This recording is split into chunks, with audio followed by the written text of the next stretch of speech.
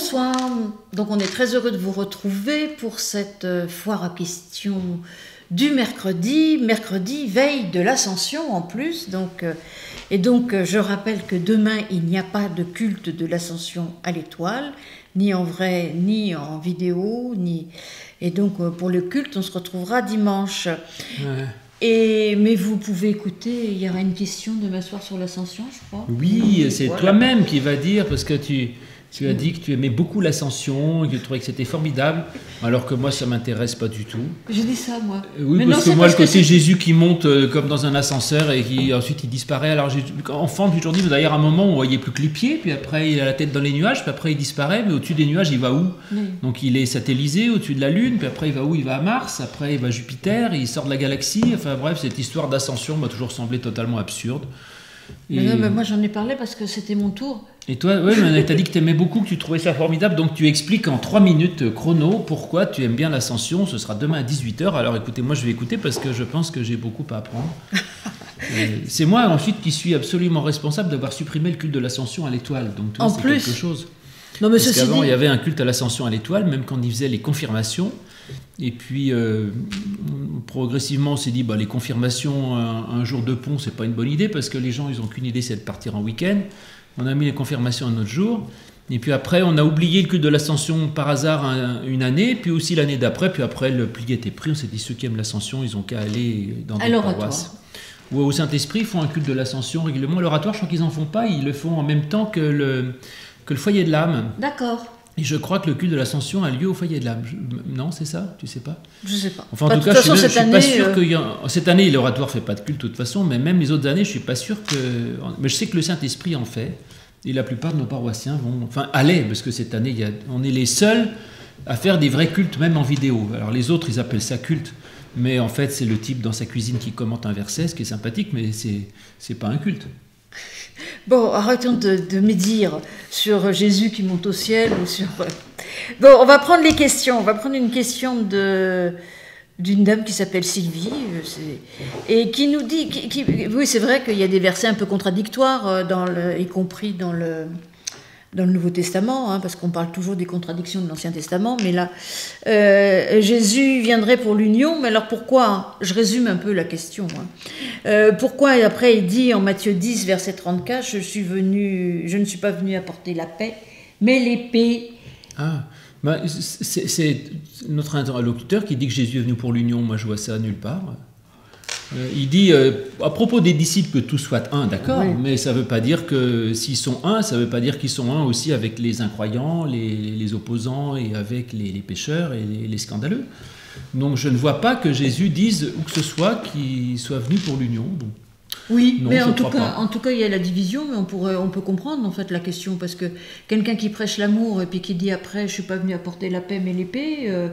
c'est un peu contradictoire. Oui, et puis après, quand même, quand il dit je vous laisse ma paix, c'est pas dans le même évangile, tu me diras, mais quand même, on voit bien qu'il y a des tensions, comme on dit en faculté de théologie, des tensions entre plusieurs types de discours.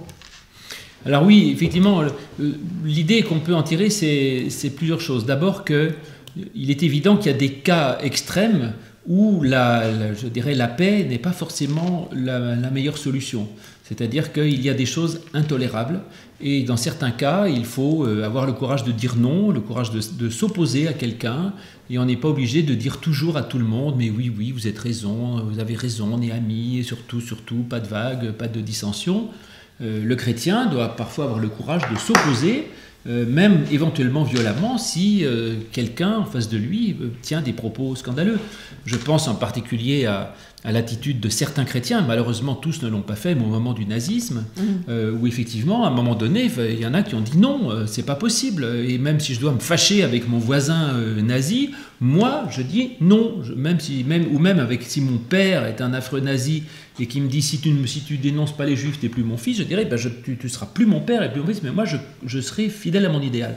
Et donc ça, je suis d'accord avec Jésus qu'il y a certains cas où il faut avoir une conviction qui est plus importante même que les relations qu'on a avec les autres, et d'avoir de bonnes relations avec tout le monde n'est pas nécessairement un idéal dans tous les cas. Ensuite, je dirais que c'est une question qui montre que la théologie est dialectique. Tu l'as bien dit d'ailleurs, que la chose est compliquée. Globalement, je suis d'accord, j'ai dit par provocation tout à l'heure que je ne voyais pas d'appel à l'union, mais oui, évidemment que globalement l'évangile est un discours pacifique. Il invite à la paix, il dit si on te prend ta tunique, si on te prend ton manteau, donne aussi ta tunique, si on te frappe sur la joue gauche, donne la joue droite, aime tes ennemis, ne réponds pas aux méchants.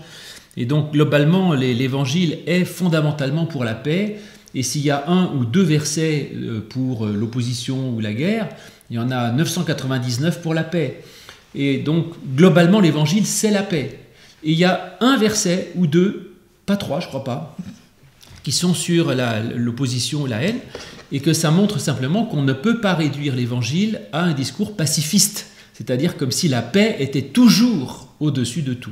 Et donc ça veut dire que la chose est compliquée. Donc l'évangile c'est plutôt la paix, et il y a quand même parfois des moments où ça peut être complexe, mais donc on ne fait pas de la paix une idole, c'est-à-dire que ce n'est pas une valeur qui est au-dessus de tout. Ce qui est au-dessus de tout c'est la vérité divine, et la paix si possible. Oui, il faut aussi comprendre, alors ça c'est une manière de voir comment lire, c'est plutôt, ce que je vais dire c'est plutôt l'aspect comment lire et comment comprendre que l'aspect comment le recevoir aujourd'hui, parce que tu as très bien dit, tu as très bien illustré. Mais en réalité, les évangiles, ils ont été écrits dans une période où les familles se déchiraient entre chrétiens, entre juifs devenus chrétiens, enfin bon, les familles se déchiraient vraiment. Quand Jésus dit celui-ci, ma famille, c'est ceux qui font la volonté de mon Père, et c'est pas les autres, mais c'est ce qui se passait réellement dans les familles, dans les couples, entre les parents, les enfants, entre parfois les femmes et les maris.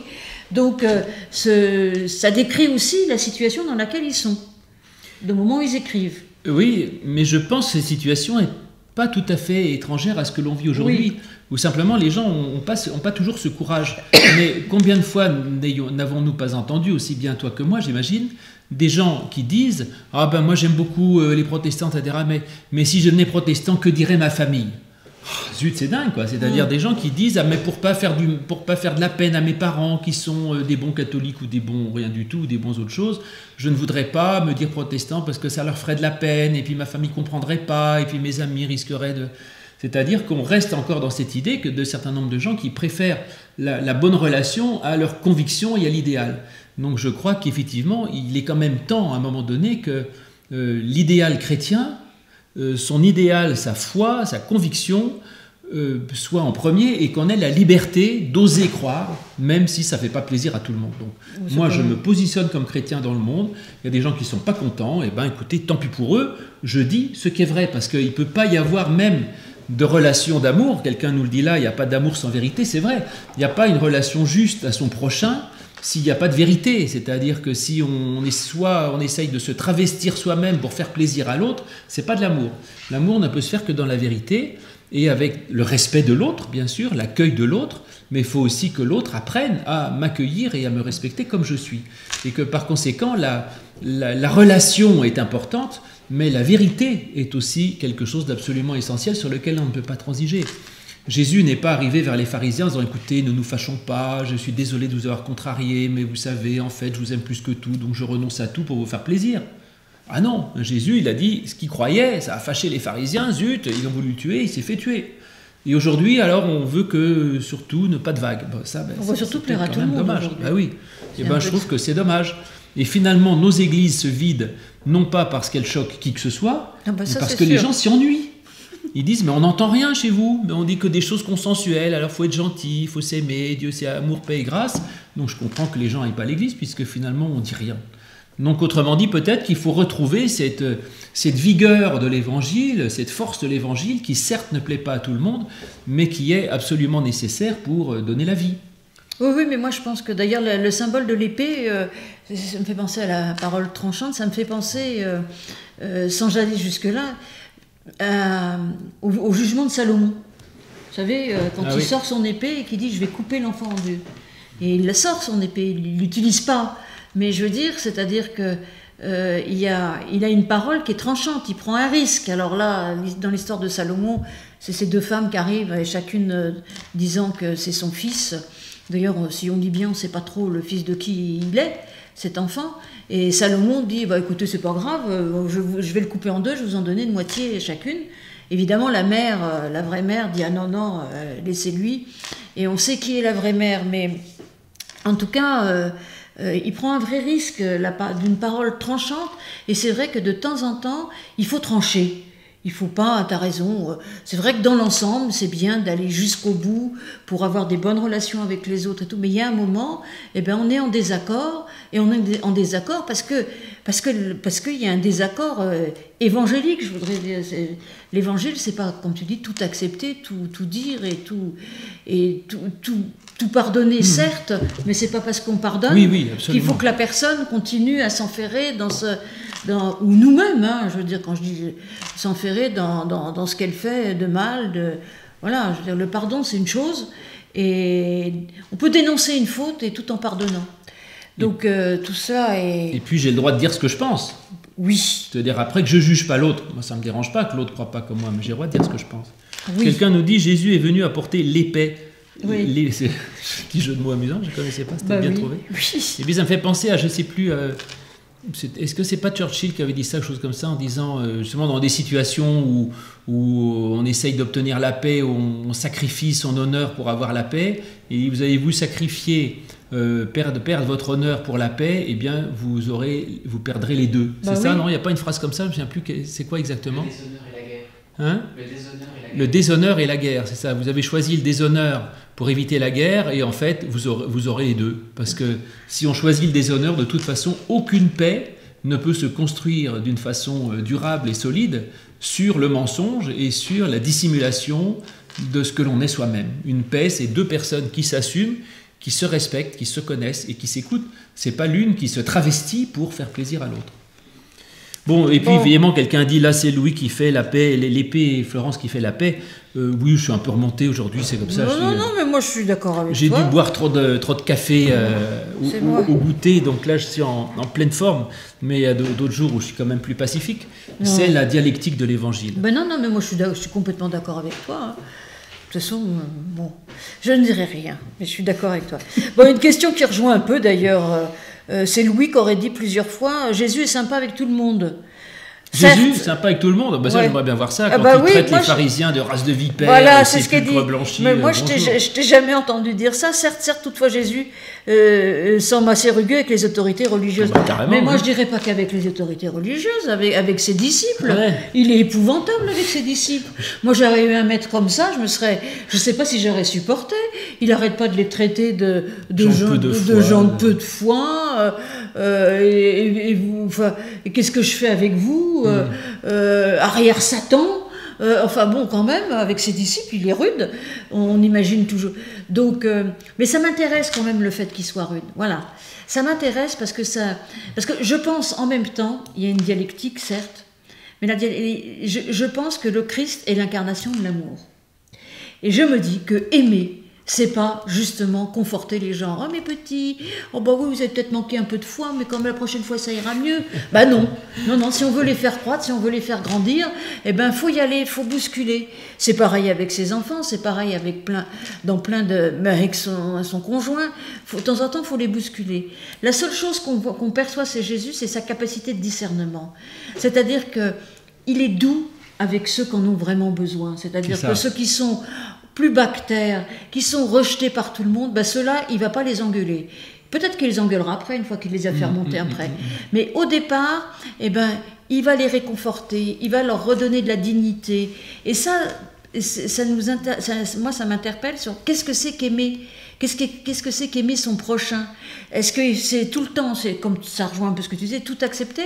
Alors oui, il y a des fois, il faut accepter même des petites choses qui nous paraissent, parce qu'on sait que la personne a besoin à ce moment-là d'être réconfortée et tout. Mais après, quand on commence à construire une vraie relation, eh ben, on est dans une relation de face à face, de vis-à-vis, et là, on peut se dire les choses, et, y compris des choses déplaisantes. Et essayer d'être capable de les recevoir aussi. Oui. C'est pas toujours facile non plus. C'est bien, tu as raison. Ça me semble juste. Et donc, bravo à ceux qui nous écoutent, puisqu'ils acceptent de se laisser bousculer par nos propos. Voilà. Et c'est donc très bien. Alors Ensuite, maintenant, on va revenir à la Vierge Marie, mais enfin, voilà. Toi, il paraît que tu ne crois pas à la conception virginale d'un point de vue théologique. non, faux. J'y crois d'un point de vue théologique, je n'y crois pas d'un point de vue biologique. Voilà. Mais d'un point de vue biologique, je n'y crois pas, ça c'est clair. Mais d'un point de vue théologique, j'y tiens très fermement. Oui. C'est-à-dire justement parce que, en plus, je vais vous donner une petite leçon de théologie catholique.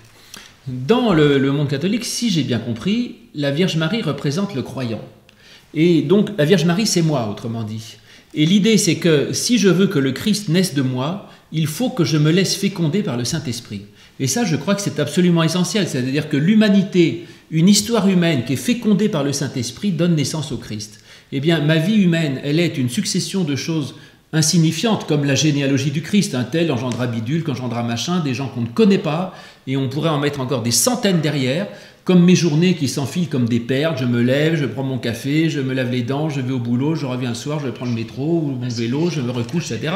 Il ne se passe rien. Et dans cette vie humaine, qui est un enfilage de choses purement humaines, si cette vie humaine, à un moment donné, le Saint-Esprit vient la rencontrer, vient la féconder, alors ça donne naissance à une réalité nouvelle et éternelle qui est le Christ. Ça, c'est pour moi le plus beau message qui soit. Et donc, je suis un défenseur absolu je dirais, du dogme absolu théologique de la conception virginale de Jésus, qui naît de la Vierge Marie, qui est l'homme, l'humanité, fécondée par le Saint-Esprit et qui donne naissance au Christ.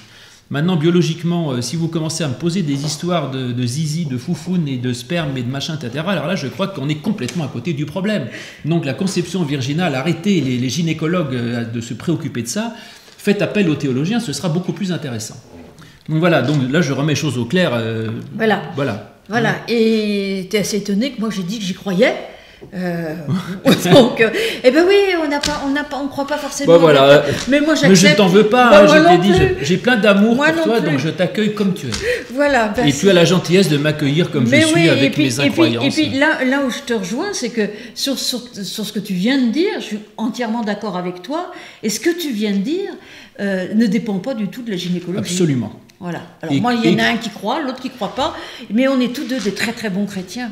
Et je crois qu'on croit ou non à la conception virginale d'un point de vue biologique, dans tous les cas, ce qui est intéressant, c'est le sens théologique que j'en ai donné, de toute façon, et qui est indépendant de la réalité. Oui.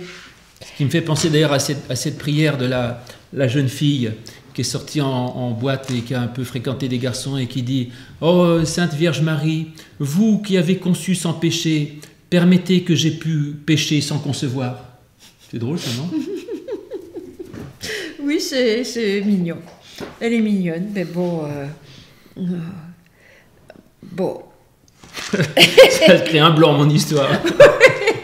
C'est parce que j'ai plus beaucoup de questions. Il y avait une question... Ah oui, il y avait une question, si je me souviens bien, comme elle a été posée sur Internet, que je ne la retrouve pas, la semaine dernière, juste après... Question d'un monsieur qui nous regarde d'Afrique, je crois. Je suis même à peu près sûre que je salue. Donc je salue les gens qui nous écoutent de très loin et très fidèlement en plus. Une question sur la médecine et l'Église. Parce qu'en fait, c'est vrai qu'aujourd'hui, dans la situation dans laquelle on vit, si les églises sont fermées, c'est un peu à cause du discours médical et scientifique. Et il demandait si l'Église devait être soumise à la science ou pas. Moi, je pense que faut poser la question différemment. Mais je te passe... Est-ce que l'Église doit être soumise à la science? Je ne comprends pas la question. Oui, parce qu'actuellement, je veux dire, si les églises en sont fermées, c'est bien... voilà. C'est-à-dire que... oui, ça c'est une bonne question. C'est-à-dire que, mais moi, je crois, et là-dessus, d'ailleurs, je suis assez d'accord avec le grand rabbin de France, Raïm Korsiak, a dit des propos, à mon avis, très justes, en disant, écoutez, pour nous, la religion, c'est super important, mais dans le judaïsme, et je maintiens la même chose, le fait de ne pas mettre en danger physiquement son prochain est une priorité absolue. Et donc, par conséquent, oui, se réunir pour la Pentecôte et chanter à toi la gloire, ce serait formidable, mais primum non nocere, comme disent les médecins qui sont les derniers à parler latin, vu que les prêtres ne parlent plus latin, et c'est-à-dire, en premier, ne pas faire de mal. Et évidemment, nous serions infiniment coupables si, au nom de la spiritualité, on méprise, je dirais, le corps et qu'on on fasse du mal physiquement à nos prochains et qu'on les rende malades et qu'on développe une pandémie idiote qui tue des tas de gens et qui rebloque le pays, qui refasse une catastrophe économique et sanitaire derrière. Enfin, donc on a des responsabilités. Et donc je crois que le chrétien n'est pas un pur esprit, et même si effectivement l'Église parle de Dieu, de l'esprit, de l'espérance et de l'invisible, néanmoins nous sommes responsables de notre vie physique et nous sommes aussi responsables de la santé même physique de nos proches. Et nous ne pouvons pas faire comme si c'était secondaire. Et de ce côté-là, puisqu'on parlait des miracles, moi je suis très attaché au miracle de guérison du Christ, parce qu'on voit que Jésus, quelle que soit la façon de laquelle il guérit ça, on pourrait revenir là-dessus, hein, mais en tout cas, Jésus, il voit un malade physique, il le guérit physiquement. Oui. Donc il ne dit pas uniquement à l'aveugle, écoute mon ami, c'est pas grave, si tu as la foi, tu pourras vivre même aveugle, et de toute façon, l'espérance est plus importante que le fait de voir clair ou pas. Pareil pour le lépreux ou pour le paralytique. Jésus voit un lépreux, il le guérit. Il voit un paralytique, il le guérit. Il voit un aveugle, il le guérit physiquement. Ça veut dire que la santé physique n'est pas quelque chose de secondaire dans la théologie chrétienne. C'est quelque chose que Jésus lui-même a pris en compte et nous devons le prendre en compte. Donc s'il y a un principe de précaution, je dirais, et d'attention à l'autre, d'attention au plus faible, nous avons, en tant que chrétiens, le devoir de ne pas mettre en danger nos proches. Et pour cela, je dirais que oui, j'écoute les médecins me disent que ce serait dangereux de se réunir, eh bien nous ne nous réunirons pas. Et à la Pentecôte, même s'ils ouvrent ce qu'ils veulent pour le culte de Pentecôte, à la Pentecôte, nous n'ouvrirons pas notre temple, parce que ce serait n'importe quoi. Si on ouvre à la Pentecôte, on a 900 personnes. Bah oui. Et ce serait ridicule d'aller mettre 900 personnes et de chanter à toi la gloire 900 personnes ici. On crée une épidémie à nous tout seuls. Enfin, c'est absurde. Donc, réponse, non. Moi, en tout cas, je ne suis pas du tout favorable à ça. La preuve, c'est que tu tousses. Oui, en plus, je tousse, ouais. Mais je tousse depuis que je suis née, pratiquement. Ah bon. Donc c'est... Ouais. Et... Alors, vas-y, dis-moi ce que tu penses sur la médecine. Je te rejoins, la médecine et la science et la religion. Bah, je trouve qu'en plus, en ce moment, vu d'où c'est parti en France, et combien ça a été douloureux, même pour cette communauté de Mulhouse, qui ne savaient pas au moment où ils l'ont fait avant qu'on soit. Ils l'ont fait avant, personne se méfiait de quoi que ce soit. Il y avait Emmanuel Macron qui était à 500 mètres d'eux en train de serrer la main et d'embrasser tout le monde. C'est vrai. Donc on ne peut absolument pas dire quoi que ce soit. Puis ils ont tellement souffert après. Sauf qu'aujourd'hui on est au courant. Maintenant on est courant. Donc, et eux ils sont au courant, ils agissent aussi comme il faut. Et donc... et puis ils sont pas allés dire quand on s'est aperçu que ça venait de chez eux, c'est nos histoires, c'est notre église, c'est nos fidèles, ça vous regarde pas. Ils ont collaboré, ils ont essayé de faire ce qu'ils pouvaient, mais maintenant on est au courant. Donc on sait particulièrement aujourd'hui, pas spécialement pour les églises, que chanter c'est vraiment un vecteur de propagation. Ah oui, c'est terrible. Donc les chorales, le premier foyer aux Pays-Bas, c'est une chorale. Les rassemblements religieux qui ont été vraiment des foyers parce que les gens s'aiment, s'embrassent et chantent. Ouais. Donc malheureusement, j'aime bien chanter. Et je trouve que de chanter dans un culte sans chant, les catholiques, c'est peut-être sans communion, mais c'est vrai que chez les protestants, le culte sans cantique, c'est un peu bizarre. Mais peut-être que pour l'instant, il ne faut pas chanter. On a de la chance, on a Sophie qui chante pour nous tous les dimanches. Je me tiens à distance, mais c'est vrai que c'est pas la science, je pense, c'est le bon sens. C'est prendre soin des autres. Alors c'est vrai qu'on vit une période un peu difficile, mais on peut la vivre aussi comme une chance. Et moi, je trouve que pour nous, en tout cas, ça a été une chance. Ça a été une vraie chance parce que jamais on n'aurait fait ce qu'on est en train de faire là, et que je pense qu'à la rentrée, on va continuer à faire certaines choses comme ça, avec ces nouveaux médias et tout. C'est quand même une manière de sortir de l'Église. Je veux dire, en protestantisme, alors que finalement, comme on l'a dit une fois, tous les lieux sont saints. Je crois que c'est pas des ondes là, c'est quoi? Je sais pas. Ce qui nous transmet, c'est des ondes. Et quelque part, elles sont sacrées aussi, ces ondes, quand on parle dessus et qu'on échange dessus et qu'on prie, on lit la Bible, enfin on se questionne au sujet de l'Évangile. Voilà, c'est un nouveau temple en fait. Oui, bien sûr.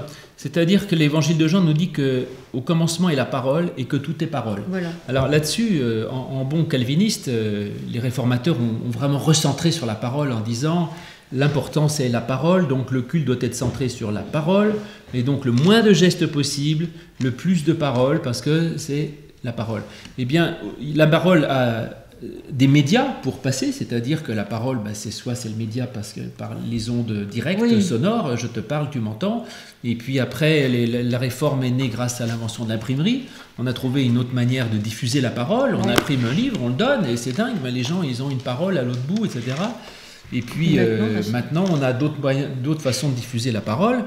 Très bien, tout ce qui permet de diffuser la parole est bon, et tout ça est au service. Mais une fois de plus, c'est vrai qu'il faut hiérarchiser. Et quelqu'un là se moquait dans les commentaires du direct en disant à propos de la santé, en disant, il se moquait des gens qui au Nouvel An disaient bonne année, surtout bonne santé, hein, surtout bonne santé.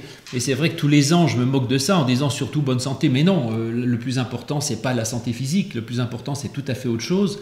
La preuve, c'est que la tranche d'âge où il y a le plus de suicides, c'est la jeunesse, hein, c'est les 18-25 ans.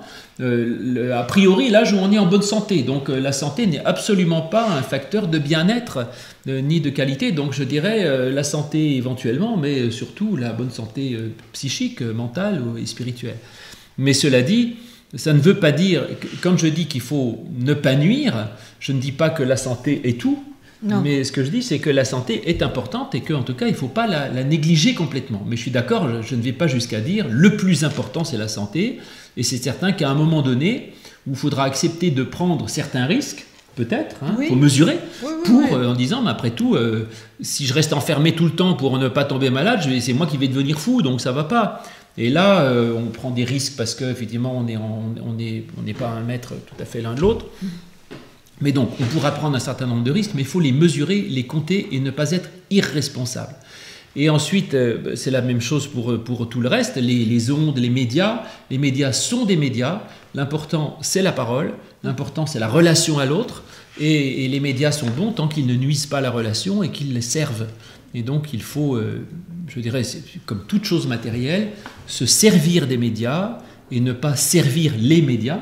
Ne pas chercher notre image, de même qu'on se sert de l'argent, mais on ne sert pas l'argent, on se sert de sa santé, mais on ne sert pas la santé, etc. etc. Mais en tout cas, on considère que le monde matériel n'est pas rien, mais qu'il y a effectivement plus important que ça.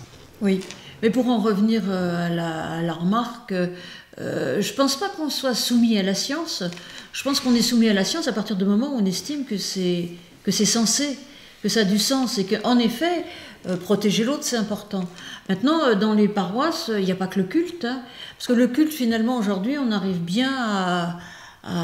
Il y a même quelqu'un qui nous dit, finalement, si on ne peut même pas chanter à mettre des masques, on est aussi bien à vous regarder, c'est bien vrai. mieux. Donc, c'est pas faux. Mais il y a tout un côté... dans les églises et autour des églises et dans les communautés protestantes, catholiques d'ailleurs, il y a toute cette partie d'entraide qui aujourd'hui est quand même très à l'arrêt. Alors les grosses associations arrivent encore, font encore du bon boulot, mais tous les micros, comme ici, nous, ce qu'on fait le mardi midi en accueillant les personnes avec le secours catholique, c'est vraiment du micro-accompagnement, c'est-à-dire qu'il y a 20 personnes, on les accompagne, on déjeune avec elles, on parle. Et moi, ce qui m'ennuie le plus actuellement, c'est de ne pas pouvoir faire ça. Mais le dimanche, on arrive très bien avec tout ça. Il y a peut-être quelques personnes qui n'y arrivent pas, mais dans l'ensemble, on y arrive.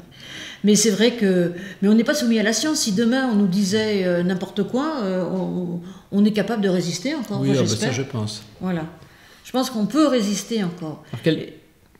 Quelqu'un nous dit peut-être qu'il y a eu à l'Étoile déjà des breaks au niveau des cultes pendant les guerres mondiales. Réponse non.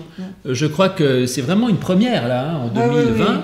Je crois qu'il y a eu un culte tous les dimanches à l'Étoile depuis la fondation du temple. Je ne pense pas qu'il y ait eu un seul culte qui ait manqué. Il y avait même le culte des Allemands. Et même pendant la guerre, il y avait le culte ce qui était peut-être même pire d'ailleurs. Oui, ce qui était peut-être même pire. C'est vrai que les officiers allemands protestants se réunissaient à l'Étoile où ils faisaient un culte tôt, à 9h30 le dimanche, avant les Français se réunissent ensuite. Bon, encore que les Allemands étaient des humains comme les autres, après tout. Hein, je ne veux pas dire que Donald Trump a dit que les nazis étaient des gens très, très, très bien, mais je comprends ce qu'il a voulu dire. Il faut séparer aussi l'humain de ce qu'il a fait. Et il y avait sûrement des gens très bien dans ces officiers allemands qui faisaient toutes des questions de contexte, j'en sais rien. En tout cas, ils méritaient de pouvoir se réunir. C'est une bonne question. En tout cas, là, c'est une nouveauté.